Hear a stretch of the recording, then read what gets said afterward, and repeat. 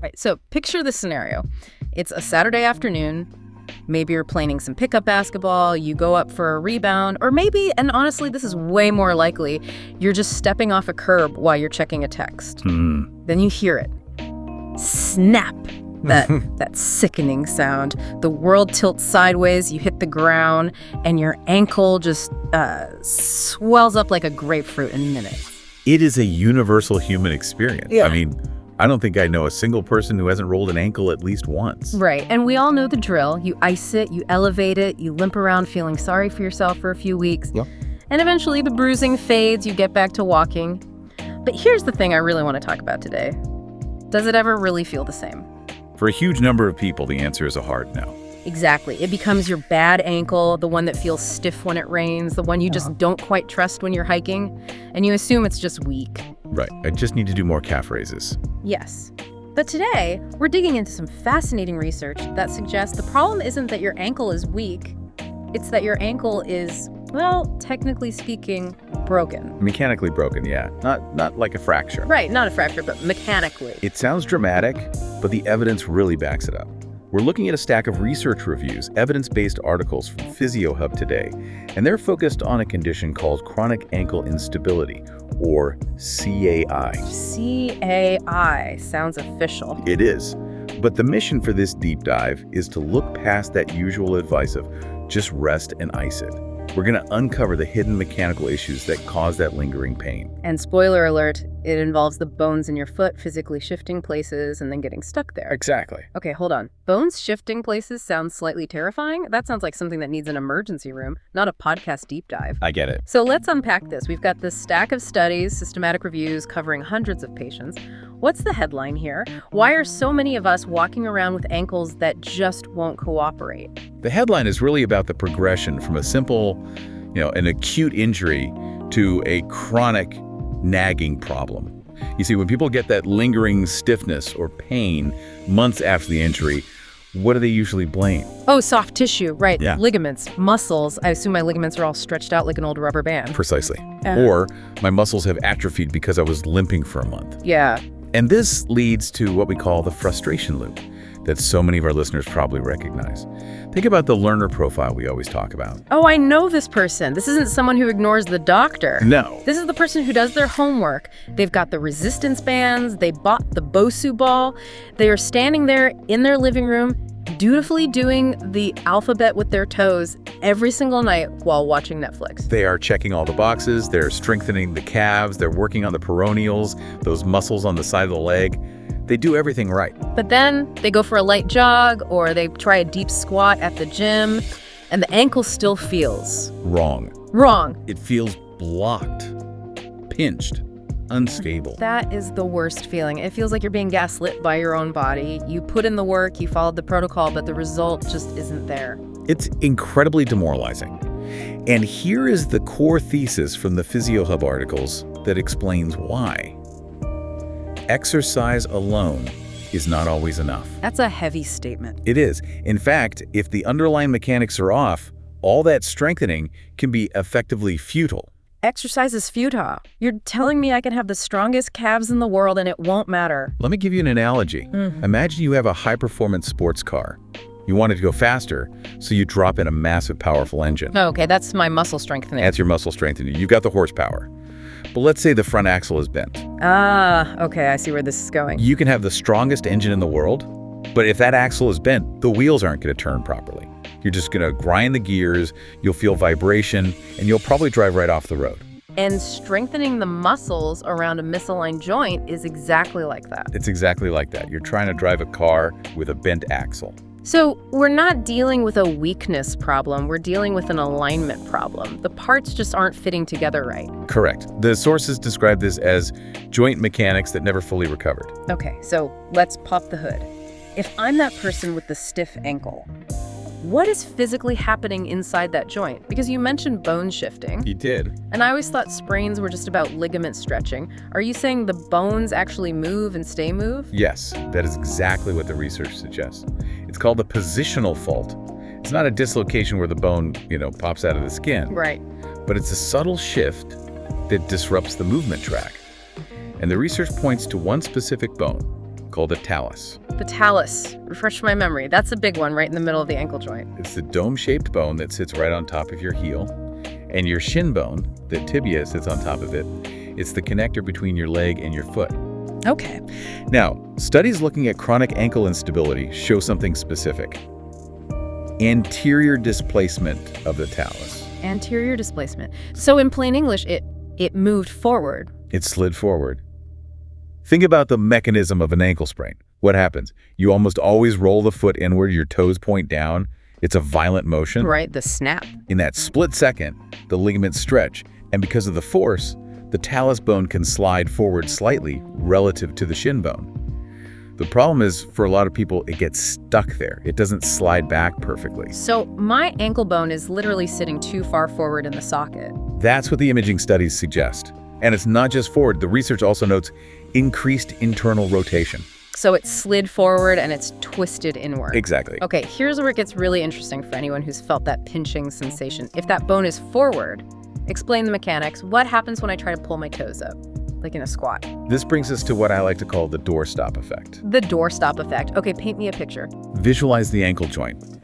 Your shin bone, the tibia, acts like a roof, and the talus is the dome underneath it.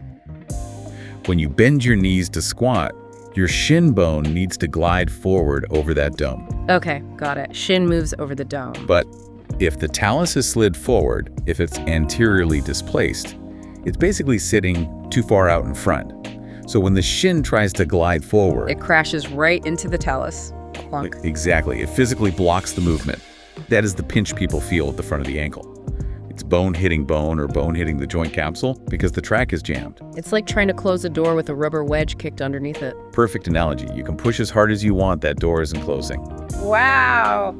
That makes incredible sense. And that explains why just stretching your calf doesn't work. No. You can stretch your calf muscle all day long, but if there's a literal bone blocking the front, you're not going anywhere. You're banging your head against a wall, or rather banging your tibia against your talus.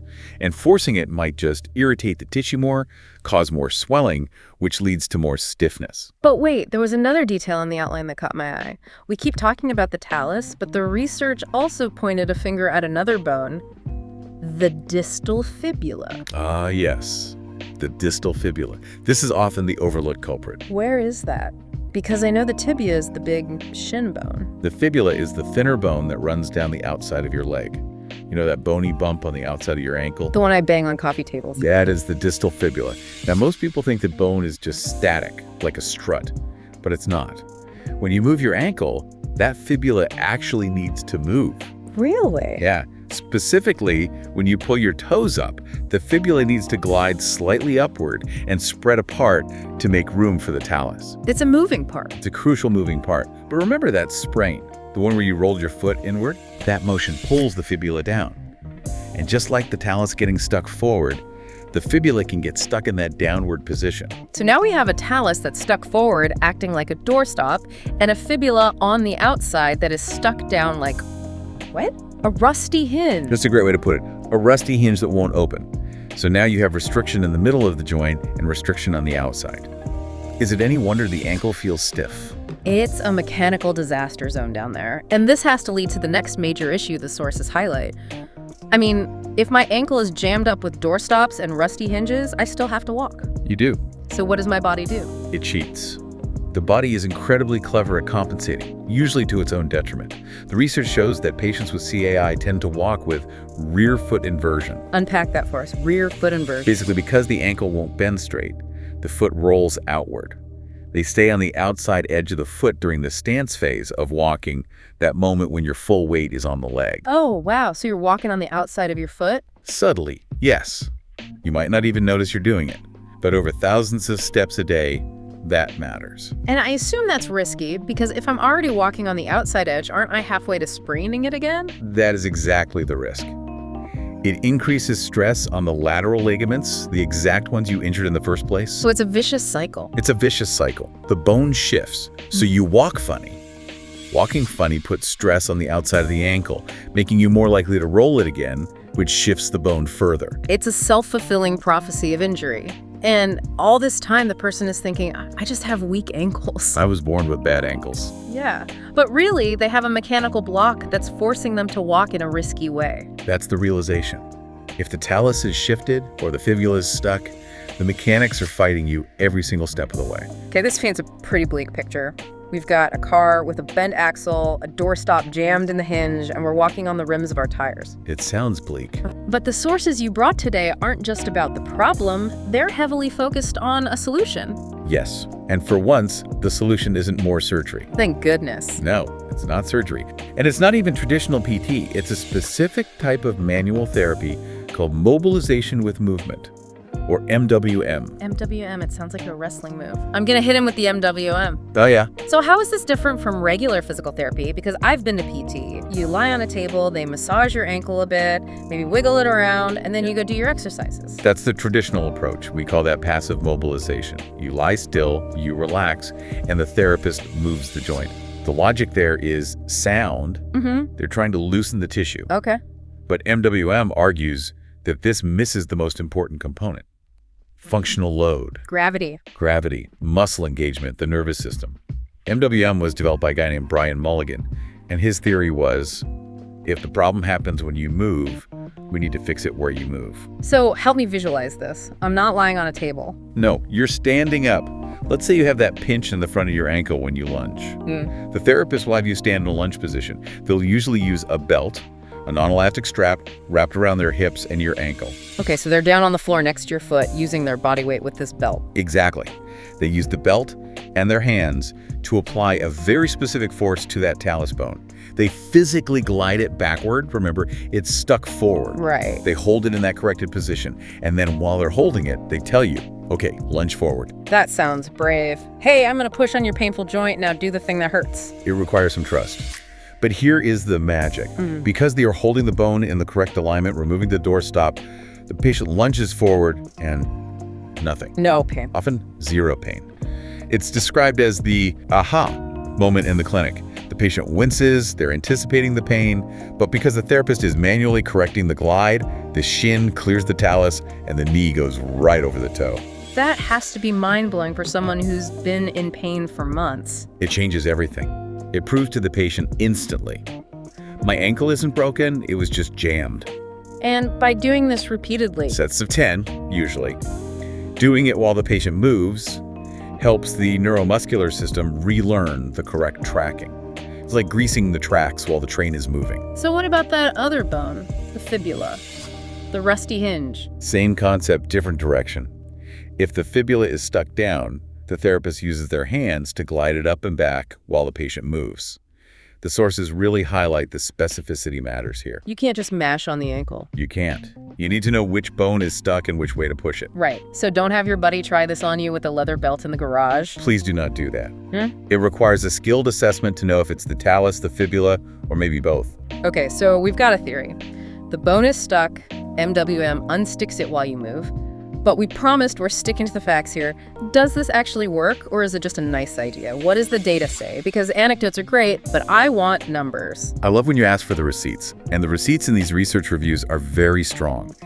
We're looking at a systematic review that included 10 trials and 419 patients. 419 patients is a solid sample size, so what did they find? MWM significantly outperformed control groups on pain reduction and range of motion. But the statistic that really jumps out at me, and this is rare in medical research, is about immediate improvement. Immediate, like walk out of the clinic better that same day. Yes, one study noted that over 80% of patients showed immediate improvement in weight-bearing dorsiflexion. 80%. That is huge. Usually with rehab, you're told, give it 6 weeks, you'll see small gains. Exactly. You're saying 80% of people felt a difference right there in the session. Correct. And if you think about it, that really validates the mechanical theory. If the problem was muscle weakness, could you fix it in 5 minutes? No, muscles take weeks to grow. Right. But if the problem is a physical block, a doorstop, and you remove it, the improvement should be immediate. That's a really good point. If I take the wedge out from under the door closes now, not in 6 weeks. Exactly. And the review also compared MWM to placebo treatments. I was going to ask about that because sometimes just having a professional touch your ankle makes it feel better, right? Yeah. The placebo effect is powerful. It is, especially with pain.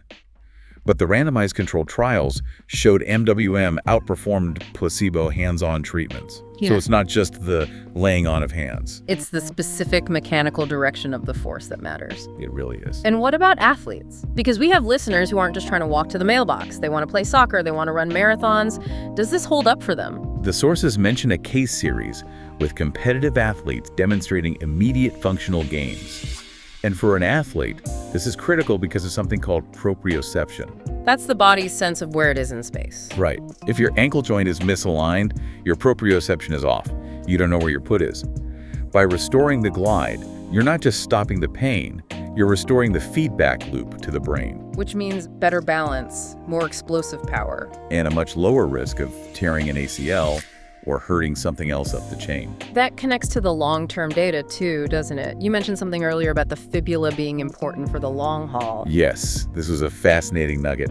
The sources mention that while treating the talus gives great immediate relief, techniques involving the distal fibula, that outer bone, appear particularly effective for long-term restoration of function. Ah. It seems that getting that rusty hinge moving again is the key to making the results stick. So treating the talus unlocks the door, but treating the fibula keeps the hinges oiled so it doesn't jam up again. That is a perfect synthesis. So let's bring this all together. We started with the mystery of the lingering sprain, the frustration of doing all the exercises and seeing no results. We found out that it's likely because the bones, the talus, and the fibula have shifted, acting like doorstops and rusty hinges. And we've learned that simply strengthening the calf won't fix a bone alignment issue. You can't muscle your way out of a mechanical jam. Right. And the solution mobilization with movement is basically retracting the joint while it's in motion, using gravity and engagement to reset the system. And the stats are backing it up with that 80% immediate improvement figure. It's a compelling argument for changing how we look at these simple injuries. So, for the listener right now who is nodding along, maybe instinctively rubbing their ankle, what's the practical takeaway? The biggest takeaway is this: don't settle for the weak ankles diagnosis.